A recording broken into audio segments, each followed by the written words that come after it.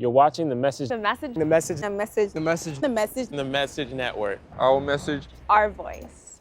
You're watching the Message Network. Our message, our voice.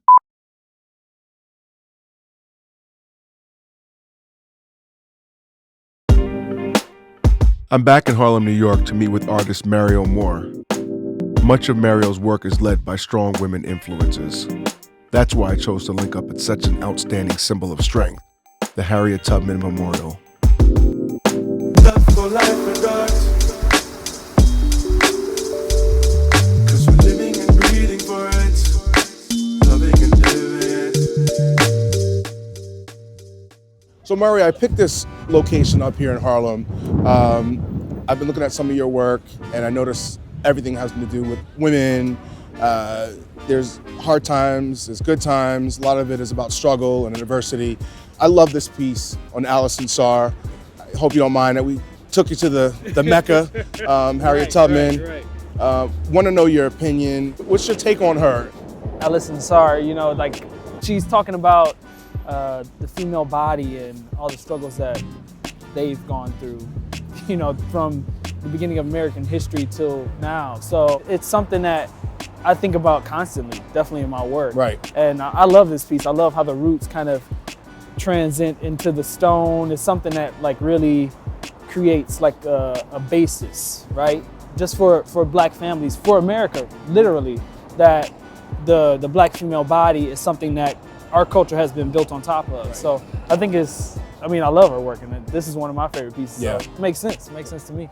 You know, your work is so deep and amazing and emotional. Have you ever thought about a novel or even creating this into a film? I could see maybe a book, and I'm thinking about doing some things in film. I'm just not sure what that looks like right now. And then of course Detroit, you're from Detroit. The music, the Mecca, Motown. I mean, Dirty what Deep. influences is also made with your move and your Oh movement? man, it's growing up in Detroit. And just being in New York, you know, Detroit is a place of space. And it's a Midwest city, so there's a lot of like love and a lot of like, you say hello to people when you walk past, so there's a lot of that. But They there's actually say hello back? Yeah, Did they say hello back? exactly. They do, they do. But Okay. it's also a city of loss because, you know, as far as being America's, you know, manufacturing city, you know, it had like a booming economy at one point, but all of that was stripped away. So there's a lot of bad things that are happening there, and that has a big effect on me. But it's building. I do hear that it's building up. Oh, I have yeah, read that definitely. in the last couple of years that There's a lot of you have a lot opportunities going on there. Especially the art scene. The art scene is really huge. But as far as like, you know, me growing up there and just, you know, being a part of my upbringing, there's a lot of stuff that a lot of kids probably didn't see or wouldn't see being from somewhere else. So, you know, that plays into my work a lot. Definitely. Absolutely. And, you know, speaking of upbringing, let's talk about Yale. Do you think it had a lot of influence? You know, being there, did it help you move forward? I think one of the main things you gain from Yale is your peers, the people that you're there with, the studio. You get to experience other people's process and their thinking. You help to develop each other. So it was a really great experience. Let's go in and take some look at your work though, man. Let's go take a look at the studio. Definitely. All right. After the memorial, we headed over to Harlem School of the Arts. It was the last day of Mariel's exhibition, Refracted Light. Choosing the copper was to talk about W.E.B. Du Bois' idea of double consciousness, right? So the reason that I'm choosing this reflective surface is that anybody, white people, you know, any race will come up.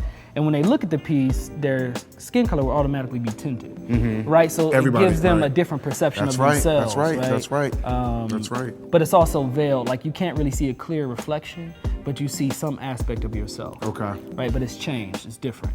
So that's why I chose the copper. Like she looks like this right now. Oh, she looks like this right now. That's her. Ageless. Ageless. Black doesn't crack on copper. Right, exactly. Black doesn't crack on copper. Yes, I like that. I like that.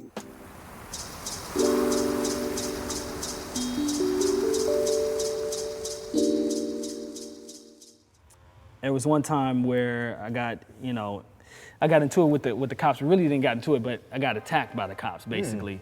Like walking on the street? Well, no. So me, my uncle, and my cousin, we actually got jumped by undercover cops. we found out later they called other police officers and patrol cars to pull us over after that. So, we're pulled over and the cop walks up, there's a gun to my head, I'm told to get out the car. And all that's going on through my head as this is happening, and they put the cuffs on me, what's going through my head is like, my grandma would be so mad. That's all, literally, this is all I can think about. That's the first thing I think about. Yeah. It's like, if I die, my grandma will be so angry. Right. Like, I'm not even thinking about like mourning or like. I'm not thinking about, this is a horrible situation. Oh my gosh. What's going on, or my first thought is how angry my grandma would be. Like, and that's the type of women I have around me and my family. Just this thing of protection. I'll be like, man, she would probably just blow up all of Detroit. Right. Like, the whole city just probably implode. Right. And that's essentially what I want to show when I think about the families and the men that, die and, are killed in the streets. Right. And, what is the response to their deaths? How are their aunts, grandparents, grandmother, how their mother's responding, right? And their family. Outside of the immediate thing that you see on the news. Where I see myself, I guess that would be, ultimately, I want my work in museums. I want it to be alongside the paintings that I love, that I see all the time, right? And in museums, any major museum you go to. I would love to have it in museums, in institutions, like university collections. I found that what really interests me is the dialogue that happens around work when it's in like an educational institution. Right. So that's where I see myself, and ultimately just making more work. Creating new projects, new ideas, just kind of building on everything I'm doing right now. So yeah, I'm looking forward to seeing more of your work. I'm looking forward to hopefully being on your lists when you're getting send out my mailing list. I put you on mailing list and your new functions, so we can keep our viewers in tune on what you're doing, and we'll be definitely bigging you up for all that you do, man. Okay, all right. Well, thank you. Yeah, man. Really, Thank you. Thank you for Definitely. checking me out. Definitely, man.